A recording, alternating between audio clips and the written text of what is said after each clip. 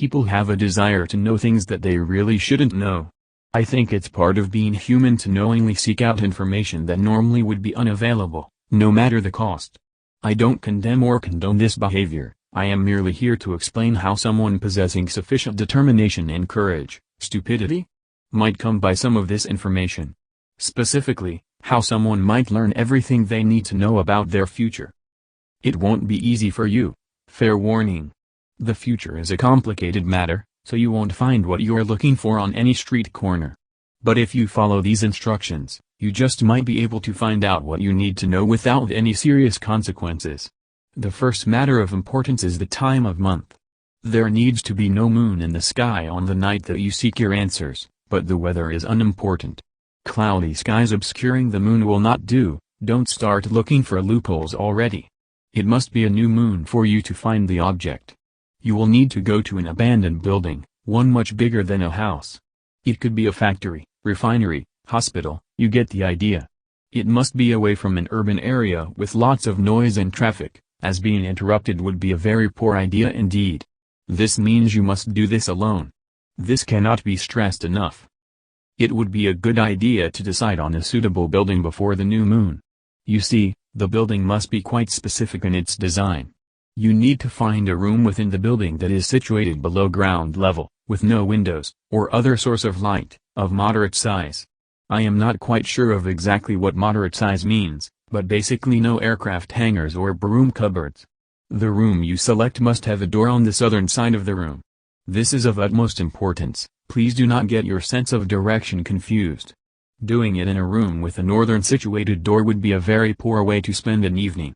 The room must have a storage unit of some description in it, possibly a desk, drawers, cabinet or sizable box. The storage unit must have been in the room already. Do not bring any such item in with you. Whatever you do, until it is a new moon and you have committed fully to your quest, do not open the storage unit. If you do, you will not find what you're seeking. You see why identifying a suitable room and building before the new moon is ideal? It might take a while, but seeing the future shouldn't be easy. When you go back on the new moon, you must be prepared to enter the room completely naked. That means no wristwatches, nothing. Try to remember where the storage unit is within the room, and practice gauging time with no phone or watch. The task will only be able to be completed between around 2 a.m. and 3 a.m. Opening the drawer or unit before 2 a.m. will simply result in failure. Having the drawer open after 3 a.m. will be more of a problem. If the storage unit is definitely not where it was last time, get dressed and leave. Never try again, you'll be happier for it. If the unit is about where you remember, you are ready to go. Open the drawer after 2 a.m., and reach inside of it. You should feel a small candle and box of matches, as well as a larger item. The larger item is a Polaroid camera of no distinct brand or design. Light the candle and place it against the eastern wall of the room. Again, please don't mess up your sense of direction. This particular ritual could be likened to an occult game of operation, where any deviation from the desired line results in failure. Not just in angry buzzing, but I'll leave that to the imagination. You probably won't notice immediately that you've made a mistake, so keep your wits about you.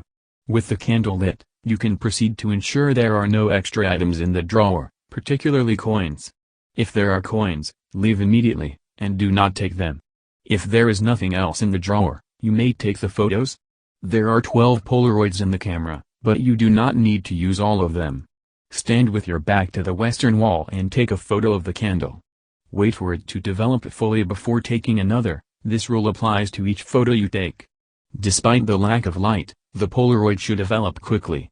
You will notice immediately that the photo is not of a candle. If it is, I'm so sorry. It will be a photo of you, but a reasonable distance into the future.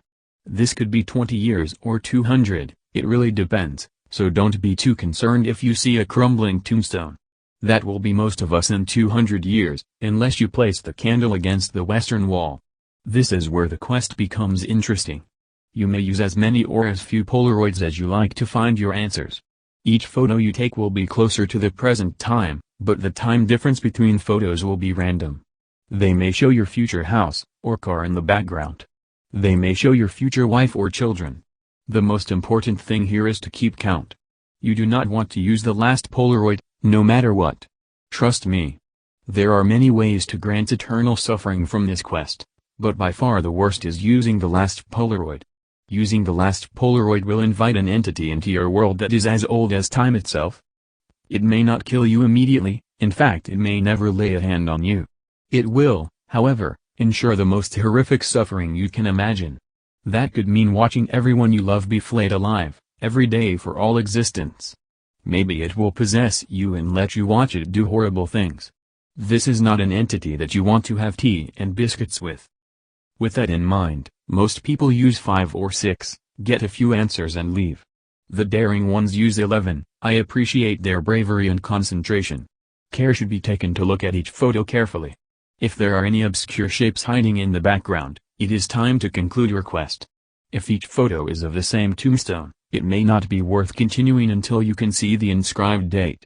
Wouldn't want it to be too soon, particularly if you are not 100% confident of all the previous steps being completed correctly. If you use less than 11 Polaroids and the photos all are devoid of peculiar shapes, good on you.